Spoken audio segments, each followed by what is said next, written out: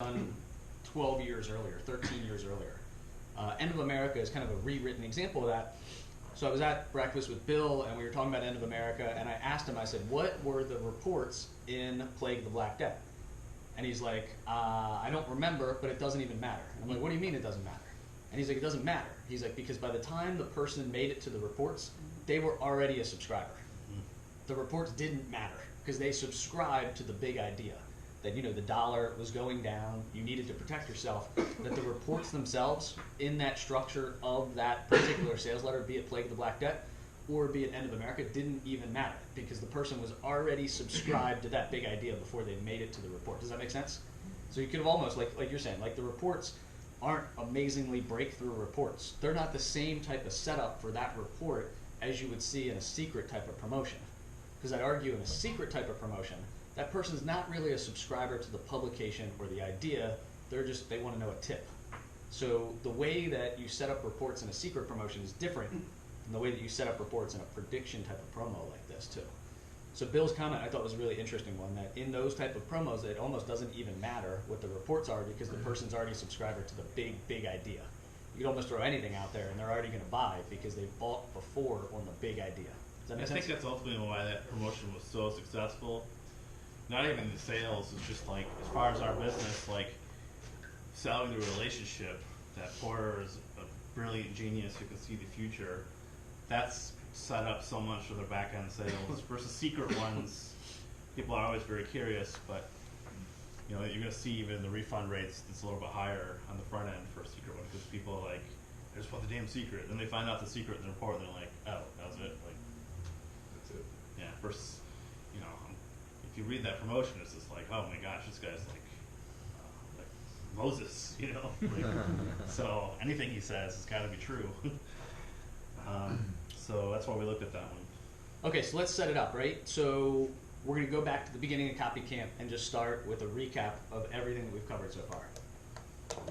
The most important part of your promotion is the big idea, right? When you have a big idea, the second most important part of your promotion is the headline lead, the pattern interrupt. Now we're talking proof, right? So again, this is all built upon itself. And then I'm going to reverse it now. Your proof will not matter if you don't have a great big idea. Your headline and lead will not matter unless you have a great big idea. So it all starts with that big idea. We're going to make that abundantly clear as we go through each one of these kind of sessions. When you have a great big idea, your next goal as a copywriter is to interrupt someone's day and get them to pay attention, to say this is different than all that other shit that they're seeing in their email box. When you've got them to suspend their attention for just a moment, and they're going to read your headline through your lead, now you're going to have to overwhelm them with logic and proof after you've hooked them on the emotion. So that's what today's about, is about all those different types of proof that you should and can pack your promotion with. So again, big idea, headline and lead, now your proof. So someone is hooked by your lead that has a big idea in it, and they start reading. Why do they stop reading? Why do they eventually toss it away? They figure out what you're talking about. They figure out what you're talking about? Okay. Maybe bored. Boredom? Or Yeah. they just don't believe it. Yeah, so that's Jimmy's right on that one. The reason why, and that kind of encompasses all those things, boredom, guessing it, but whatever it is, you lost their belief in what you're saying, and they're like, yeah, either I know what this guy's doing. I mean, some of that like predictability, the curiosity is a factor of it too. But like, if the minute they feel like you're bullshit, no one's gonna read. Okay, like, no one wants to be taken advantage of or read somebody that seems like they're full of shit. So, the number one reason why people stop reading a promotion is they don't believe. So, why we're doing this is proof is the way to make your prospects believe. So we talk about like what is proof, like a definition of proof. It's not mathematical proof, it's not logical proof, it's not legal proof. According to Google's dictionary, proof is evidence or argument establishing or helping to establish a fact or the truth of a statement. Okay, so we'll kind of break that apart. It's providing evidence of the truth of what you're claiming. So providing evidence of the truth. Giving reasons why somebody should believe you. giving just enough evidence to persuade someone to your point of view.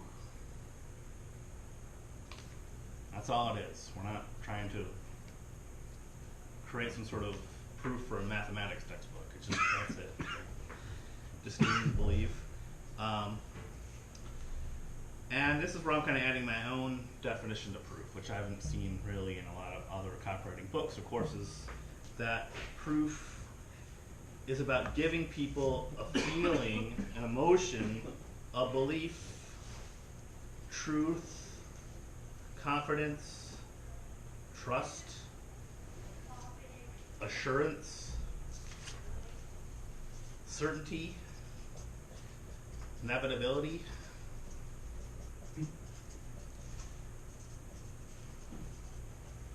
So, I mean, you've all heard the thing that people buy on emotion and justify with logic. Well, most of the time, it's like when you look at like how people make decisions, the actual logic they use is not even really logic. It's just they're adding just maybe a little more logical emotional belief. Very few people like sit there like they're not Spock, they're not Data from Star Trek or Terminator or something. I mean, you get a belief, then you get an emotion, a decision, and then you try to justify it with maybe a little bit more logical form of emotions. And you can call that more logical form of emotions proof.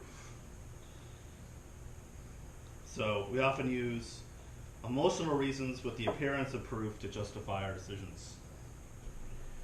So it can't just be true, though it should be true for moral, ethical, and legal reasons. But it has to feel true, okay? And it has to be compelling.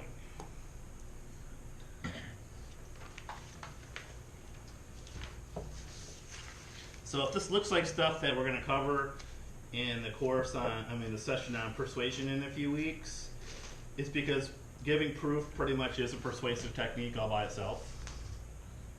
So if this seems like the Cialdini stuff, whatever, well, it is. I mean, it's proof is persuasion. That's all it is. It's just a particular tool you use in your persuasive toolbox. So I'm going to give you my definition of proof. Okay, I'm going to write it down. The elements in your copy chosen to give your prospects the biggest feelings of belief, certainty, confidence, assurance, and trust that whatever you're claiming is inevitably true.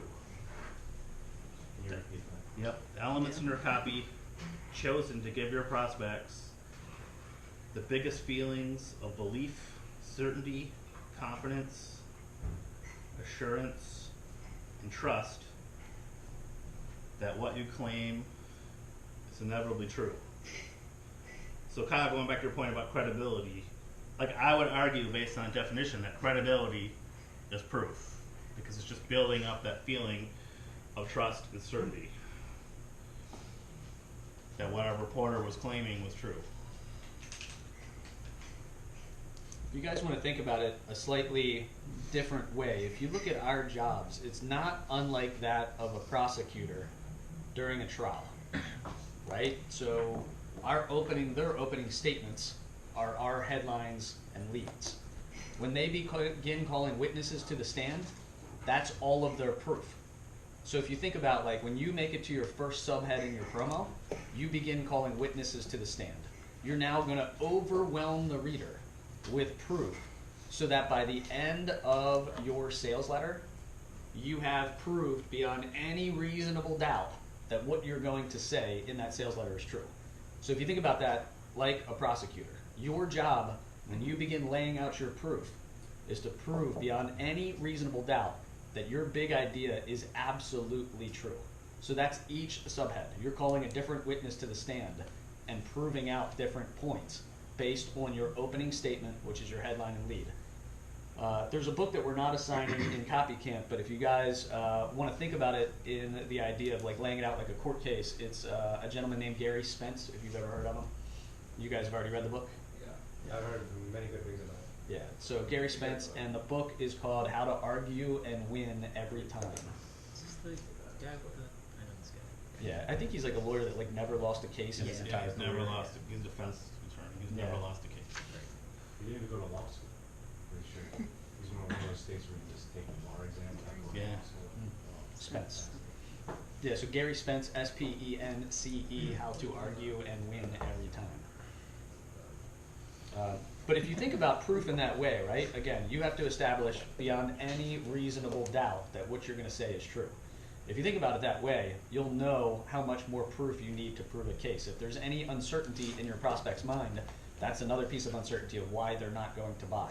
So when you think about structuring your proof and laying out your proof, again, think about it like the idea of a prosecutor. If I had to close this case and a jury had to convict this person, have I proved beyond any reasonable doubt that that person is guilty, or that idea is true? So a couple of concepts to get you like how to do this, like how to actually use this stuff. The first one is you should follow any claim you make with proof. That's simple, right? Like, you guys got to write that down. Any claim you make, follow it with proof. That is so simplistic sounding. I can't tell you how many pieces of copy I read, both internal pieces of copy within Agora Financial and external pieces of copy where someone makes a claim and never follows it up with proof. It's so weak. It drives me bananas. And after you guys see this, you're going to be able to circle pieces of copy that you're reading that's in that swipe file that you're reading every day that you're going to find violate that simple idea. For instance, here's the one I see all the time. You'll see a claim, right? Like, thousands of people around America are enjoying my research. What's the easiest piece of proof you could follow that with? Testimonials. Testimonials. Look how many times that's violated in copy. People say that. Thousands of people around the world, and this is paraphrasing, it's not good copy, but thousands of people around the world are enjoying my research, and then they go on to the next thing without proving it. Like, that's the most simple thing you can do, is just follow every claim with a